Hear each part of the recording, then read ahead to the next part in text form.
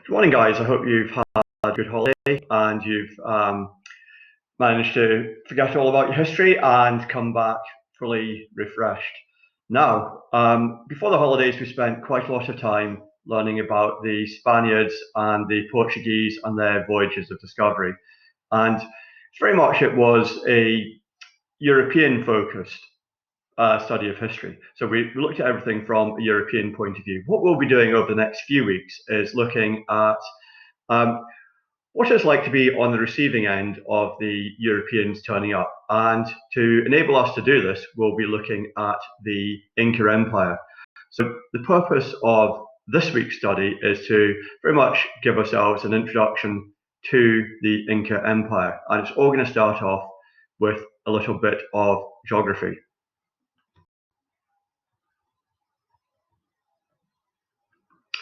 So, you may be aware the Inca Empire is based in North America. If you look at the left-hand side of the continent along the Pacific coast, you can see where the empire was based, and it's very much at its height in the 1400s or the mid-15th century. So, if you think back, we've learned about what the Spanish were doing at this stage when they were exploring down the African coast, or maybe a bit late in the century, we looked at the journey of Columbus across the Atlantic Ocean to the Caribbean. Now, if you're looking at where the Inca Empire was, you'll see that it included a number of modern day countries. So if we start from the bottom, I would indicate looking at northern Chile, western Argentina, the whole of Peru. We're getting into Bolivia here, and start moving up, we're into Ecuador and modern day Colombia. Okay, so didn't recognize modern day borders, but it did span across a considerable area of South America. Now, it's made up of three main types of geography. So the first part we're going to look at is the coastline. So it's along the Pacific coast. The word arid refers to the fact it was extremely dry. Now, you think, how were the Incas and the people before them able to survive in such terrain? Well, obviously, we've got the Pacific Ocean as a good source of food, form of fish. But then what they did is they made sure that inland they dug irrigation channels to ensure that there was a flow of water from the mountains. You might just be able to see the mountains in the background, and it carried snow melt or any rainwater across the deserts. And the main staple crop they had was corn or maize.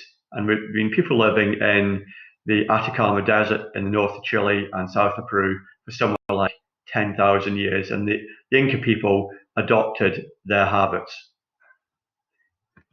If we move inland, so that's us heading to the east, we bump into the Andes Mountains. Now, the Andes, you may be aware, are extremely long chain of mountains that run from the northern part of South America all the way down to tip at Tierra del Fuego.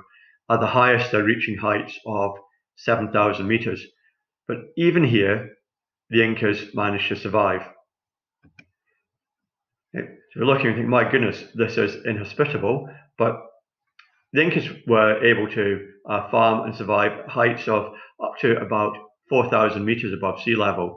So that's roughly, say, 14,000 feet, or putting in perspective, about 3 times the height of Ben Nevis. The area that they were farming on is a big high plain, the Altiplano. This is where they manage subsistence farming. And if we look at the next slide, we can see is this area is still inhabited. This is either in Peru or Bolivia. Okay, so the Incas could grow their crops here and farm their animals. We're talking about animals. The two main animals that they farmed and had were llama and alpaca. Now, both of them were good sources of meat. Their wool was useful for making garments. They could be milked, and llamas in particular were pack animals, so the Incas could use them to carry quite heavy weights across the mountains. Okay, and here is an alpaca. For those of you that are coming to school on the bus from the Stirling side, just on the edge of Methil, you might have noticed there's a little farm on the green learning side, and that certainly had alpaca there. Keep heading further west. The most western extent of the Inca Empire is pushing through across the Andes into the Amazon rainforest. So this would include the lower parts of the modern day country of Bolivia and just pushing right onto the edges of Brazil. So very low lying, nothing much above 200 meters above sea level, but a very diverse environment in terms of the rainforest. Okay, so that's the three main types of geography. So just to recap, we had a very dry, arid Pacific coastal rim. We then had the Andes Mountains, and then furthest east, the Amazonian rainforest. Now, the Incas, like most people, they tried to explain where they came from. So if you think about Christians, we've got the Bible story of Adam and Eve. The Incas were absolutely no different. They said they were descended from one man and one woman. The man was called Manco Capac, and the woman Mama Oclo. Now, Manco Capac, the man on the left here, you can just see he is pointing up the sun. That's because he said he was the son of the sun god Inti. His wife, Mama Oclo, let's indicate her, she claimed, or the claim was, she was the daughter of the moon. And the legend is that they were born in a cave in the mountains, and the sun god Inti gave his son Manco Capac a golden rod. There we can see the rod. And he said, what you're to do is you're to wander across the countryside, and wherever the rod sinks into the ground, you're to create a city. And this city, according to the Incas, is a modern day city of Cuzco. Okay?